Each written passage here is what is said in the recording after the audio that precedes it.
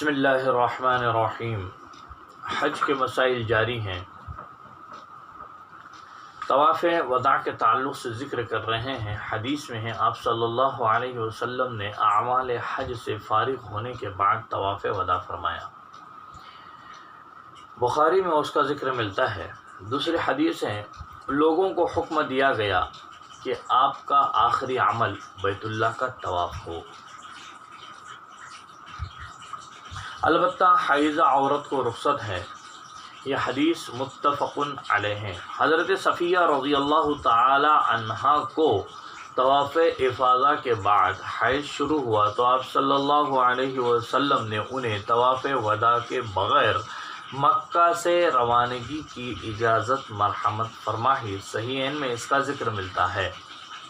جو مکہ المکرمہ سے مسافت قصر کے لیے روانہ ہو اسے طواف وداع واجب ہے، چاہے مکی ہو یا غیر مکی، حاجی ہو یا عمرہ کرنے والا ہو یا پھر حاجی اور عمرہ کرنے والا نہ ہو، جا کر وہاں رکنا ہو یا مکہ لوٹنے کا ارادہ ہو، اپنے وطن جا رہا ہو یا کہیں اور، مسافت قصر سے کم فاصلے کے لیے وہاں رہنے کی نیت سے روانہ ہو یا وہاں اس کا وطن ہو تو اب طواف وداع واجب ہیں۔ یہ جو شکلیں بتائی اس میں طواف وداع واجب ہیں، اور ٹھہرنے کی نیت نہ ہو تو پھر سنت ہے۔ حاجی مکہ مکرمہ سے مینا یا عرفات کے لیے روانہ ہو یا کوئی عمرہ کرنے کے لیے نکل جائیں مسجد عائشہ وغیرہ کی طرف تو ان حضرات کو طواف وداع سنت ہے۔ حاجی مینا سے ہی اپنے گھر جانا چاہے تو اسے مکہ آ کر طواف وداع کرنا لازم ہے۔ حاجی جب مکہ سے مدینہ منورہ کی زیارت کے لیے روانہ ہو تو طواف وداع واجب ہے۔ مکہ سے روانگی کے وقت کسی عورت کو حیض یا نفاس شروع ہو تو اس پر طواف وداع واجب نہیں ہے۔ مکہ کے حدود سے نکلنے سے پہلے پاک ہو جائیں تو لوٹ کر طواف وداع کرنا لازم ہے۔ مکہ سے باہر جانے کے بعد پاکی حاصل ہو تو لوٹنے کی ضرورت نہیں ہے۔ جس پر طواف وداع لازم ہو وہ اسے ترک کر دے، چھوڑ دے تو دم لازم ہے، کیونکہ ایک واجب چھوٹ گیا۔ بلا طواف روانگی کے بعد اپنے وطن اور مسافت قصر سے پہلے لوٹ کر طواف کر لے تو دم لازم نہیں۔ طواف وداع کے بعد وہی ٹھہرا رہا تو دوبارہ طواف لازم ہے۔ البتہ سفر کی تیاری میں رکنا پڑا یا نماز کے لیے اقامت ہو گئی اور جماعت میں شریک ہوا تو پھر اب اعادے کی ضرورت نہیں ہے، پہلا والا طواف کافی ہے۔ طواف وداع کے بعد مقام ابراہیم کے پیچھے 2 رکعات طواف کی ادا کریں اور ملتزم سے چمٹ کر خوب دعا کریں۔ اعمال حج کی ادائیگی کی توفیق پر اللہ کا شکر ادا کرتے ہوئے قبولیت کی دعا کریں۔ دیگر دنیاوی و اخروی دعائیں مانگیں، پھر زمزم کا پانی پئیں اور لوٹ کر حجر اسود کا استعلام اور بوسہ لے کر روانہ ہو جائیں۔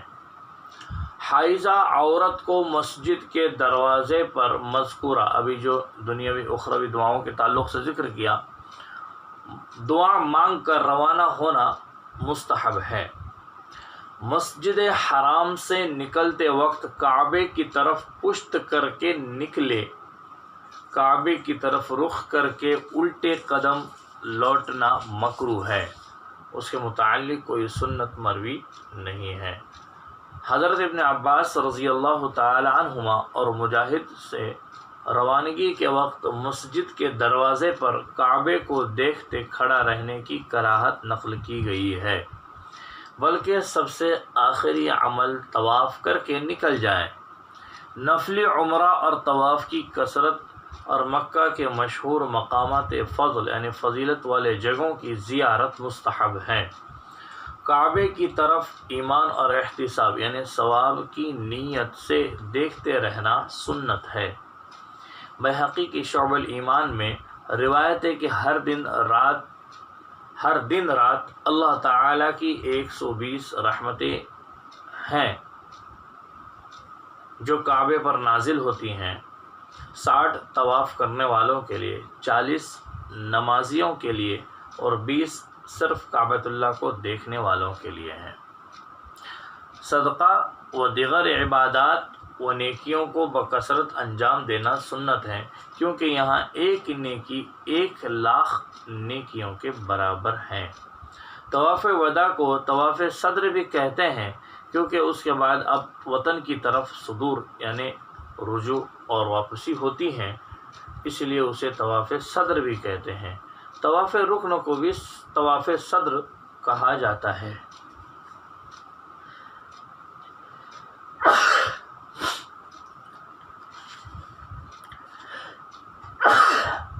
الحمدللہ۔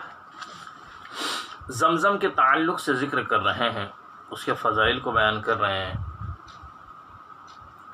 مسلم شریف میں حضرت جابر رضی اللہ تعالی عنہ سے حجۃ الوداع کے متعلق مروی طویل حدیث کی اخیر میں ہے کہ آپ صلی اللہ علیہ وسلم نے طواف افاضہ سے فارغ ہو کر زمزم کا پانی نوش فرمایا۔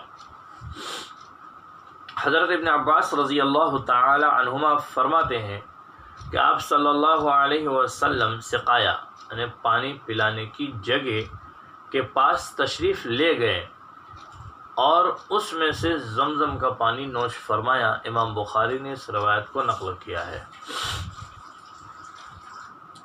زمزم کا پانی جس مقصد کے لیے پیا جائے وہ مقصد حاصل ہوگا۔ ابن ماجہ، بیہقی وغیرہ نے اس روایت کو نقل کیا ہے۔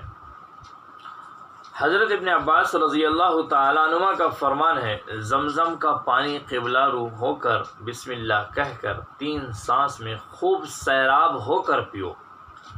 جب فارغ ہو جاؤ تو الحمدللہ کہو، کیونکہ آپ صلی اللہ علیہ وسلم نے فرمایا، ہمارے اور منافق کی امتیازی نشانی یہ ہے کہ وہ زمزم شکم سیر ہو کر نہیں پیتے۔ دارقطنی، حاکم وغیرہ نے اس کو نقل کیا ہے۔ زمزم کا پانی جب بھی موقع ملے پینا سنت ہے، کیونکہ یہ مبارک اور قلب کی تقویت کا باعث ہے۔ اس کے کئی نام ہیں، زمزم ہے اور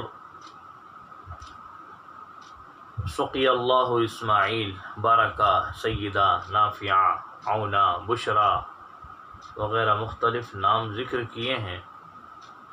یہ جنت کے پانی سے ہیں اور آپ صلی اللہ علیہ وسلم کی مبارک انگلیوں کے درمیان سے بعض مرتبہ بطور معجزہ جو پانی نکلا، اس کے بعد زمزم کا پانی سب سے افضل ہے۔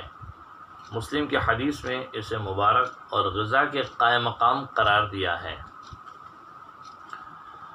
ابو داؤد کی روایت میں مزید اسے بیماری سے شفا بھی قرار دیا ہے۔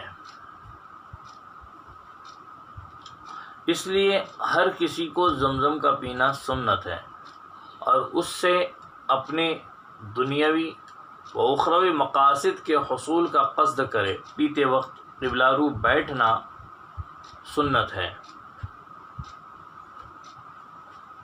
آپ صلی اللہ علیہ وسلم نے بیان جواز کے لیے کھڑے ہو کر پیا تھا۔ پینے سے پہلے اللہ سے دعا کرے کہ یا اللہ، مجھے آپ صلی اللہ علیہ وسلم سے یہ حدیث پہنچی ہے کہ زمزم کا پانی جس مقصد سے پی لے وہ حاصل ہوگا۔ یا اللہ، میں اسے فلاں مقصد کے لیے پی رہا ہوں، لہذا آپ محض اپنے فضل و کرم سے یہ عنایت فرما دے۔ پھر بسم اللہ کہہ کر خوب سیراب ہو کر 3 سانسوں میں سے پی لے۔ زمزم کے پانی میں سانس چھوڑنا مکروہ ہے۔ زمزم اپنے ساتھ وطن لے جانا تاکہ خود اور دوسروں کو سنت و برکت حاصل ہو، سنت ہے۔ لے جانا سنت ہے، کیونکہ حضرت عائشہ رضی اللہ تعالی عنہا زمزم کا پانی لے جاتی اور فرماتی کہ آپ صلی اللہ علیہ وسلم بھی لے جایا کرتے تھے۔ مکہ کے علاوہ بھی کہیں زمزم پیے تو اپنے مقصد کے لیے دعا کرے۔ حضرت ابن عباس رضی اللہ تعالی عنہما زمزم پیتے وقت یہ دعا پڑھتے: اللہم انی اسألک علما نافعا ورزقا واسعا وشفاء من کل داء۔ اے اللہ مجھے علم نافع، وسیع و کشادہ رزق اور ہر بیماری سے شفا عطا فرما۔ علماء نے مختلف مقاصد کے لیے پیا اور اپنا مطلوب حاصل کر لیا۔ کنویں کے قریب جا کر نگاہ ڈالنا اور اپنے سر، چہرے اور سینے پر زمزم کا پانی چھڑکنا سنت ہے۔ مکہ میں مکمل قرآن پاک کی تلاوت کرے، یعنی کہ قرآن کریم ختم کرے۔ روانگی کے وقت کعبہ نظروں سے اوجھل ہونے تک اس کے فراق پر افسوس کرتے ہوئے بار بار پلٹ کر کعبے کا دیدار کرے، دیکھتے رہے۔ مکہ سے روانگی کے وقت یہ دعا پڑھے: اللہ اکبر اللہ اکبر اللہ اکبر، لا الہ الا اللہ وحدہ لا شریک لہ، لہ الملک ولہ الحمد وہو علی کل شیء قدیر، آئبون تائبون عابدون ساجدون لربنا حامدون، صدق اللہ وعدہ ونصر عبدہ وہزم الاحزاب وحدہ۔ آپ صلی اللہ علیہ وسلم غزوہ حج یا عمرے سے لوٹتے وقت یہ دعا پڑھتے تھے، متفق علیہ۔ انشاءاللہ آئندہ جو ہے مدینہ منورہ کے فضائل اور برکات کو ذکر کریں گے۔ اس پیغام کو آپ آگے بھیجیں تاکہ لوگوں کو فائدہ ہو جائیں۔ اللہ ہمیں عمل کی توفیق عطا فرمائے۔